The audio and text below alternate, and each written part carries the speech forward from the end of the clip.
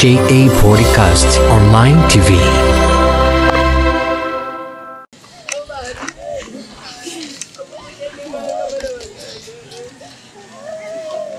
Wenu miwechi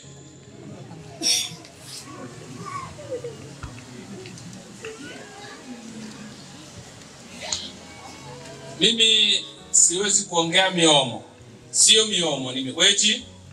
Miomo ni kwamba kijiji kizima au watu 5, 10 kwenye familia moja wamekufa kwa pamoja, hapo naweza kutamka miomo. Mimi nasema miwechi kwa sababu tuna msiba mmoja. Miwechi, nimesimama kwa niaba ya familia yangu. Mimi ni mmoja katika familia hii ambayo imempoteza ndugu yetu. Hivyo basi familia ikaona vema initume mimi kwa ajili ya kuja kusoma maisha ya marehemu. Kijana huyu alitambulika kwa majina yafuatayo: Bobasha Joseph Kitambala, lakini kwa jina maarufu Boban.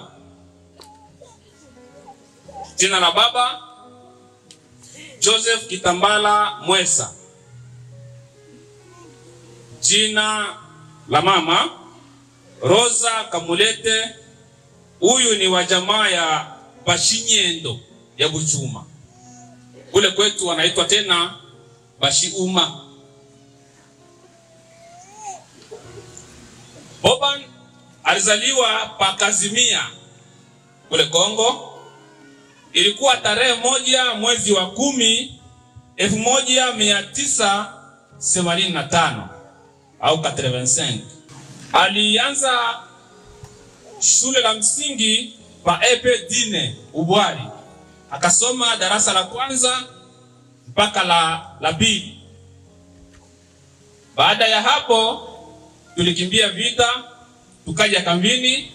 Akaendelea na shule, akaanza kusoma darasa la 3 mpaka la 6 kwenye shule la msingi Mapendo, Epe Mapendo hapa juu. Baada ya kumaliza shule ya msingi alienda sekondari. Akasoma Amitie, lakini hakuendelea sana. Alifika kwenye viwango fulani, akaingia kwenye maisha ya utafutaji, kuoa. Mwanetu Boban alioa wanawake wawili, ambayo mmoja anaitwa kwa jina la Feza Kaskile. Huyo ni wa jamaa ya Bashikwa Chubwa, nyumba ya Mstole.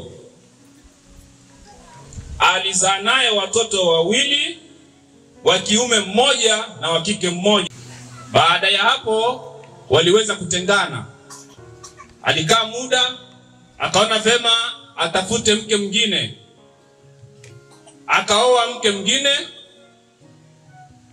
aliyeitwa kwa jina la Marie Uchudi.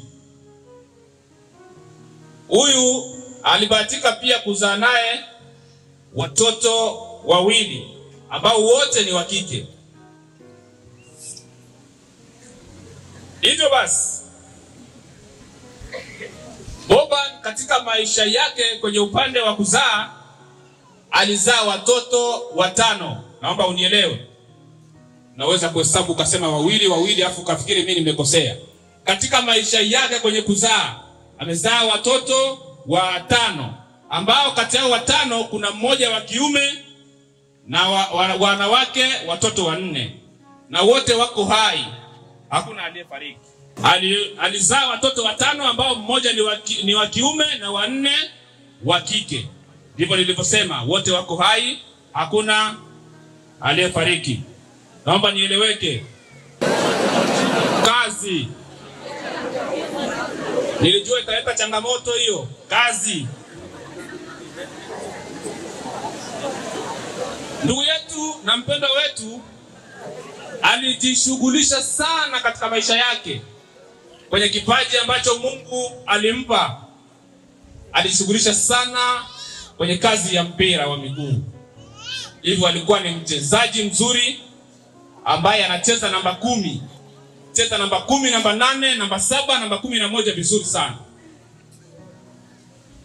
Hivyo alicheza kwenye timu ya Abetro inaitwa Adeye. Alicheza tena kwenye klabu ya Simba Wanyika ambao makao makuu yalikuwa ni SD. Hichi kilikuwa ni kilabu. Baada ya hapo alicheza kwenye timu ya DE moja. Lakini pia aliendelea kucheza katika timu za nje ya maeneo tunayoishi. Ina maana nje ya kanda. Kwa kuchukuliwa anaenda kucheza, anarudi. Na alishughulika pia na kazi ndogo ndogo kwa ajili ya kujiwezesha katika maisha yake ya kimwili pamoja na familia yake. Ndugu yetu alikutwa na mauti usiku wa kuamkia jana, siku ya Jumanne ambayo ilikuwa ni tarehe 18. Tulipigiwa simu asubuhi na mapema kwamba tumemkuta ndugu yenu kaisha fariki. Basi ilitubidi tuje.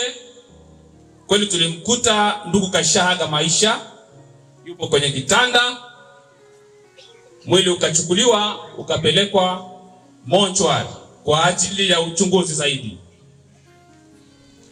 Hivyo uchunguzi ulifanyika, lakini hakuna kilichobainika kwamba ni kitu fulani kilichosababisha au kilichomsababishia umauti. Hivyo ndugu yetu alituacha, lakini hatukujua kitu gani ambacho kimemletea mauti. Kwa hiyo sisi tumesema kwamba mwanetu wao ndugu yetu amefariki ghafla. Kama familia tunasema kwamba tutaenda kumsindikiza ndugu yetu katika nyumba yake ya milele, na tutapotoka huko sote tufikie mahali hapa, lakini kijiji kina nafasi yake. Tutasikiliza watakavyosema. Baada watakavyosema kijiji kama kitaruhusu kurudi hapa, lakini sisi tumesema turudi hapa, lakini hatuna chochote kama familia. Hivyo turudi hapa, na baada ya kukaa hapa tutakaa kwa muda mpaka hiyo saa 12 jioni. Baada ya saa 12 jioni kuelekea saa 1, wote tutatandua mikeka yetu na turubani. Tutahamisha msiba wetu na kuupeleka kwenye kijiji cha RD.